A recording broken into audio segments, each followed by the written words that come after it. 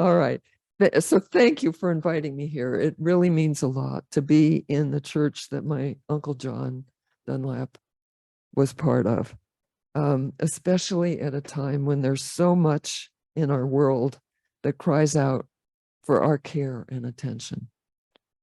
For me, it's disruption in the climate, for our earth, and at the same time, the rise in racist violence, mass shootings, 40 already in the nation this year, and so many in our own state that I'm sure we've all been reading the news about and feeling in our hearts.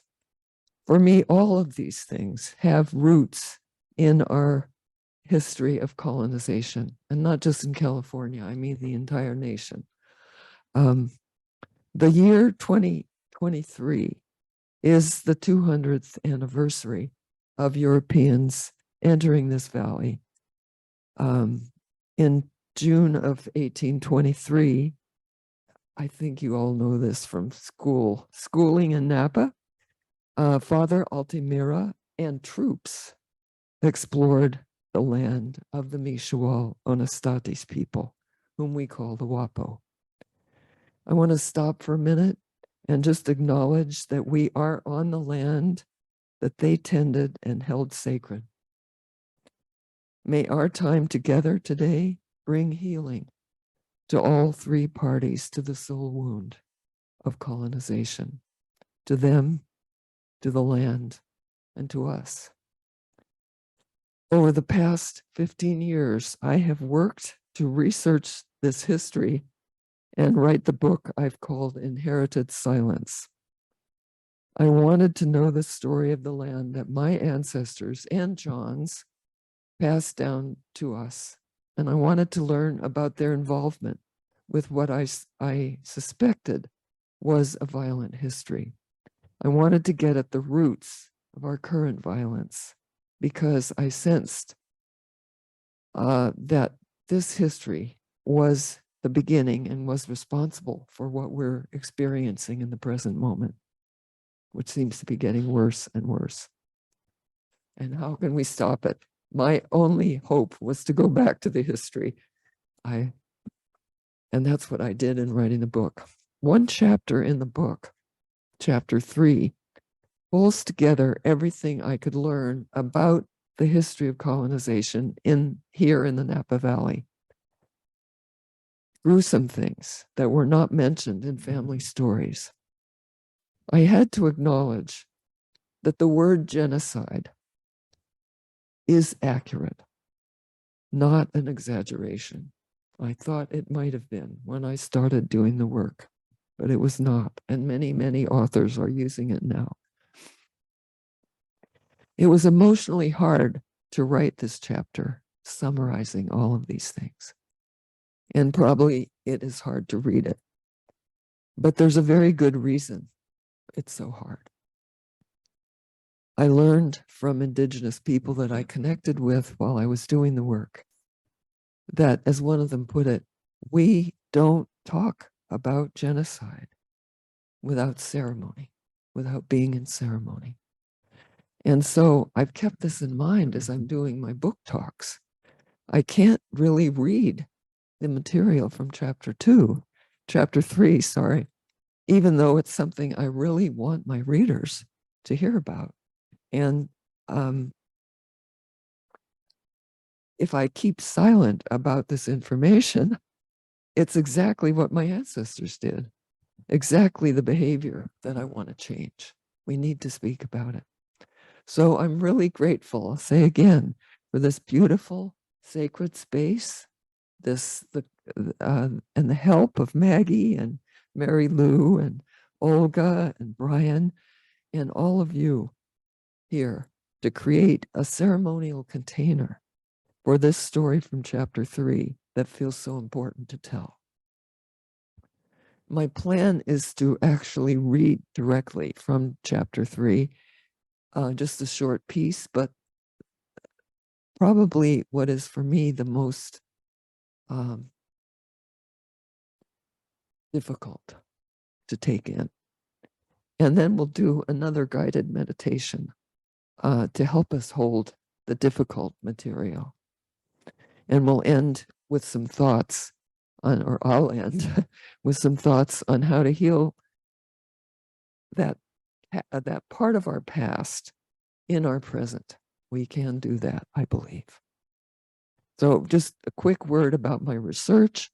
I'm not a historian, I'm not a researcher, but I did my best to search out all the sources I could find on what happened in the Napa Valley. And I especially wanted to seek out indigenous authors and speakers, all that I could find about the Napa Valley and just colonization in general. I built relationship with indigenous groups. I speak about that a lot in the book. I wanted to learn our history from those people outside the mindset that I'd been raised with. One of the most powerful ideas I found out there was the idea of the soul wound. And you heard about that in the wonderful reading by Eduardo Duran. Duran says he learned this term from elders in Native communities in California whose trauma he was studying and hoping to heal as a therapist. He didn't know this. The soul wound is the many-sided psychic wound of colonization. It's intergenerational. His book is largely about how it affects indigenous people whose children were kidnapped, as in the story, and were enslaved as a result of that. Glad that wasn't in the story for the children. It's for those people who watched their families killed en masse, mass killings, really all over the state. And there are healing processes or ceremonies in place in these communities now. The indigenous people are working as best they can to heal from this. But the soul wound also affects, as you heard in the reading, it also affects the earth on which the atrocities took place. We're in control of that now. And Duran says it also affects the perpetrators. And that would include descendants of perpetrators.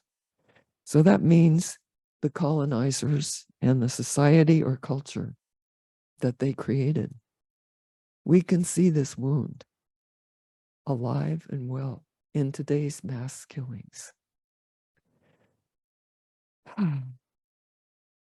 Stop and breathe every now and then. From what I can see, the indigenous people are working, as I said, at healing. But on the perpetrator's side, we're not doing this work. And for the most part, have no awareness of our own wound. How do we begin to heal?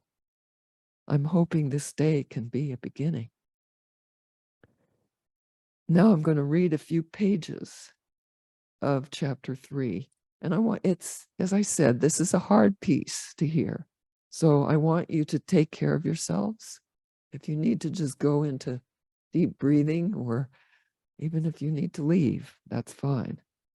But if you can, if it is safe for you to do so, please don't turn away. Quiet, slow, calm breaths can help you listen from a stable center. Let's see here. So now I will read from the book. And especially I'm just going to read. It's about, take about 5 or 6 minutes. An especially painful story has survived in some detail. An early chronicler of the Napa Valley, C.A. Menifee, recorded it in 1871, some 30 years after it took place. He says a large Wapo village stood where the town of Oakville is now. You can picture it. Settlers across the hills in Sonoma, and this would be Spanish people at this time. Not too many so-called Yankees or Americans were there, but please don't think that they were the only ones doing this. You'll hear later. Settlers in Sonoma claimed these particular Wapo had stolen their cattle. So they rode over the mountains one night in the early 1840s to retaliate.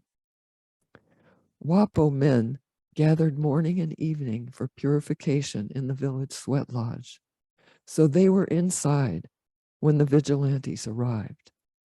Menifee says the settlers, and this is an extended quote, surrounded the sweat house in which about 300 Indians were assembled. The whole number was slaughtered, man by man, as they passed out, and the tribe thus almost exterminated at a blow.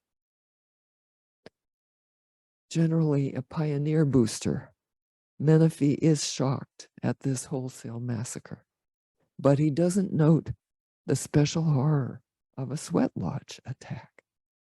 It's likely he didn't know that for Indigenous Americans, a sweat house is a sacred place, a place of refuge and renewal, with practices varying by tribe. Later in his book, Menifee pronounces Napa Indians, quote, incapable of religious sentiment, and also quotes an Anglo informant who derides the Wapo sweat house as a bizarre health practice. We know very little for sure about Wapo sweat ceremonies, except that they were important. One Wapo story places the very moment of human creation in a sweat house. I can't speak for the Wapo, but I have been invited into sweat lodges by ceremonial leaders from other tribes. I've experienced them, held in close, dark space by drumming, heat, sage, prayer, and grounded community. I felt my body grow passive and receptive as my heart opens. Friends who are of the culture experience ancestral presences and spirit guides. In this altered state, fight or flight seems unimaginable.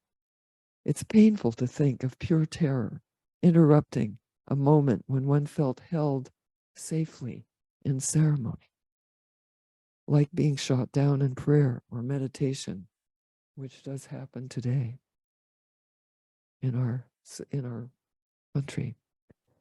I was appalled by Menifee's story, but as I worked on the chapter, I found that sweat lodge attacks were common, a regular strategy of the colonizers and the Anglos as well. Accounts of them came from all over Northern California, including at least 4 in our immediate area. One in 1841 was conducted by General Vallejo himself, just north of Napa in Lake County. In 1843, his brother Salvador, for whom Salvador Avenue is named, that's not in the book, Salvador set fire to a sweat lodge full of Pomo who had invited him inside for negotiations.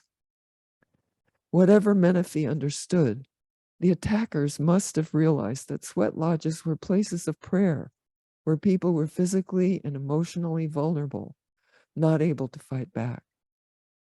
The perpetrators must have seen that mass killings in the sacred space of a sweat lodge would mean a heightened form of terror. The pattern suggests conscious intent, not just to kill many at a blow, but to traumatize, to destroy the web of spiritual connection that gives a people the will and strength to survive. It suggests a hatefulness so intense, it's hard to acknowledge. These massacres weren't highlighted in other stories, the sweat lodge massacres. I never found anyone writing, we should pay attention to sweat lodge massacres. No research monographs or school curricula take note that tactics this barbaric were routine in settler history here. No poems, no days of mourning commemorate, no formal apologies to previous generations.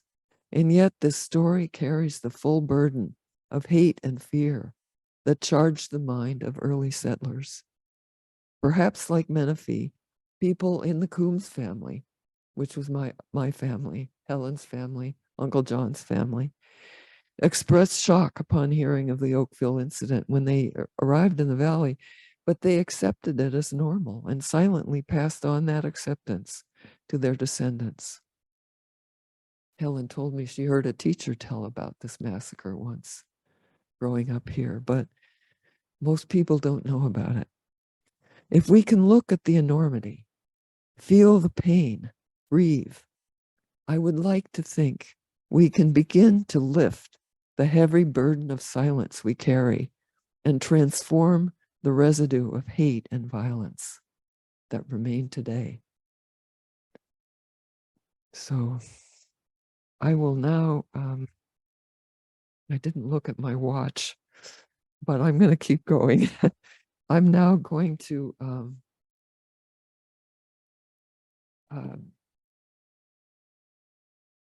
offer another guided meditation.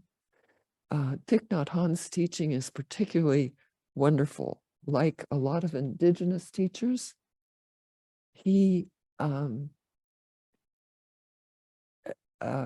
believed or seemed to feel or taught that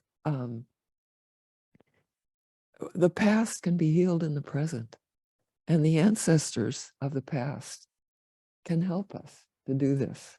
So I'm hoping that this meditation, which he designed, which he called Looking Deeply, will give us the idea that we can do this. In our practice, we do it with the bell, but I don't think I'm going to try using the bell here. Somebody has a phone. That's a bell. In the Thich Nhat Hanh practice, they call that a bell of mindfulness. It brings us right back to ourselves. But let's wait there. Perfect. All right. So first, just bring yourself again quietly to your body, to sitting, and we'll do some more visualizing. Visualizing damage done in the past. I breathe in. Seeing the suffering in the past. I breathe out. In, out. Several breaths.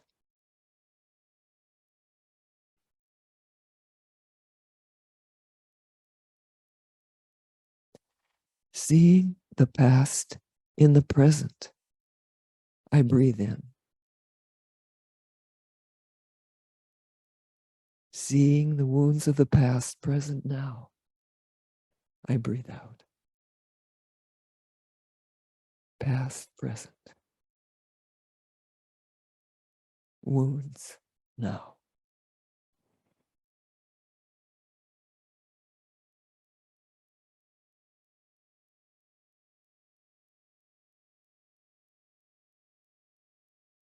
Saying, we are sorry.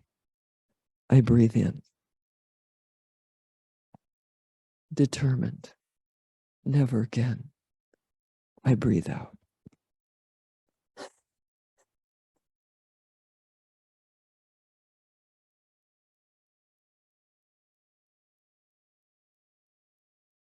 Knowing that by transforming the present, I can transform the past. I breathe in.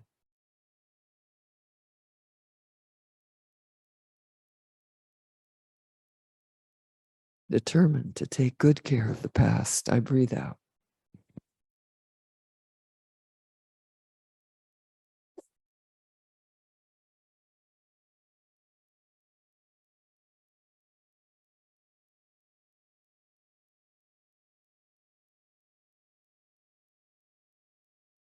Transforming the past by positive present action, I breathe in. Seeing present action influencing our future, I breathe out.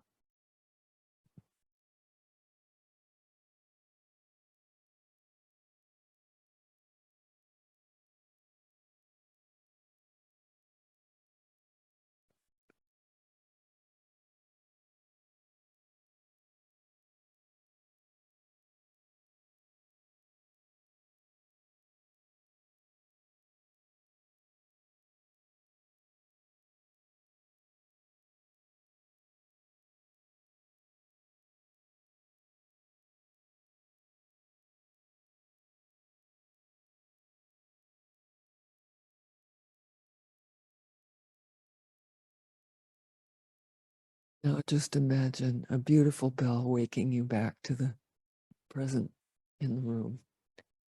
And if this were not, if this were part of the order of service, I would say we should go into breakout rooms right now and share our feelings. It is so important to have feelings. We're not going to do this because we are in a different mode right now. We can save it and speak during the social hour. But really, expressing your feelings about this is so important. So don't forget to do that.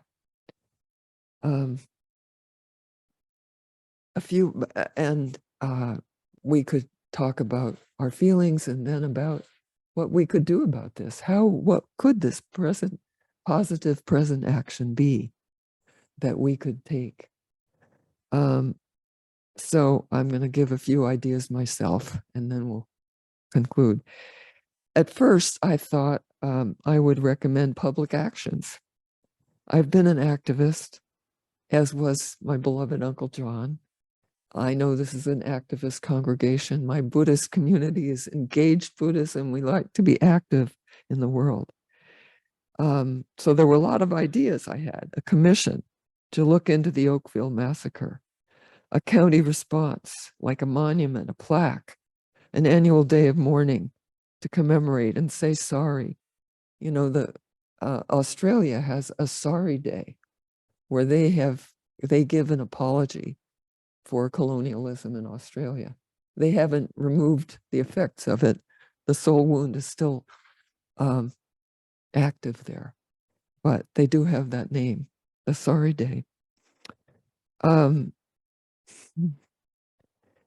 We could organize to see if we could find a way to get a land base for the Mishual Onostatis in the Napa Valley.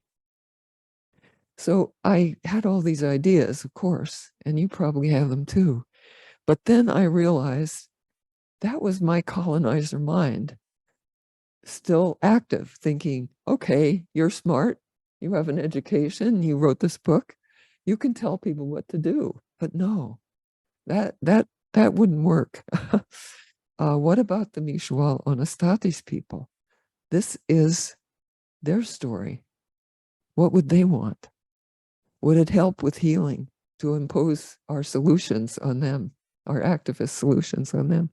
So far, what's been most important in healing the soul wound for me has been something a little different from activism, but it is all the same engagement and active. And that is building relationship, building right relationship with the first people. Now, how do you do that? But we know that everything stems from that this is a wound that happened to several groups and is particularly poignant to indigenous groups. So how do we begin to build right relationship? There's a lot of, fortunately, even since my book came out, there's a lot of good work being done in the world on this. And I'm going to give a list to Maggie because this is not Zoom. I'm not on Zoom and I can't put it in the chat, but there are a lot of links. They're learning to build relationship has a lot to do with learning how to, quote, come correct. Come correct is something apparently it's in the Urban Dictionary, and it means learning to have complete respect for in the way that you address and reach out to people, how you communicate with people. And we all know that even with good intentions, very good intentions, we can often have a very harmful impact. So how do we learn to come correct? If you Google how to come correct, I tried it last night, you will come to a wonderful website from where I live in Oakland, the Segurite Land Trust, and they have a page on their website, how to come correct. It's a long page, has a lot of good advice. There's also an organization called Nuns and Nuns. I think you can remember that. The first nuns is spelled N-U-N-S. The other one's spelled differently, but Nuns and Nuns is a group of religious people. Some are nuns, Catholic nuns, and others are not. And they have formed an organization nationwide to try to give back land that they have, and to learn to come correct in doing so. And they have a great website with a lot of stories told on it, and a sort of a workshop about this that's actually built on conversations with Native people from around here by someone that you would like to hear from sometime, who is another white woman like me that makes her living now trying to find ways to get land back into Native hands and African American hands. There's also the Friends Peace Teams, which is a Quaker organization. And they have been for years working to create right relationship with Native peoples. Quakers, they're Quakers. Quakers had, like many other churches,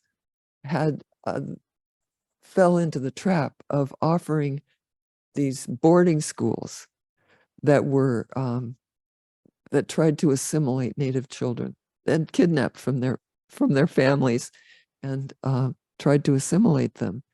And Quakers actually did that. So they have a lot that they're trying to make up for, because that was a very genocidal act to remove the children from their homes and to sometimes treat them poorly. There are ways to reach out in the Napa Valley, which I'm sure that you're familiar with. You can volunteer with the Susquehanna Council. You can go to some of their classes, and some other people here were present for this also, but the Land Trust held a walk with Napa's First Peoples last fall during the harvest season, and we got to walk and gather things and look at herbs and sing to the salmon. We got to do that with people from the Mishual Anastatis tribe, who don't have a way to even live in the valley right now.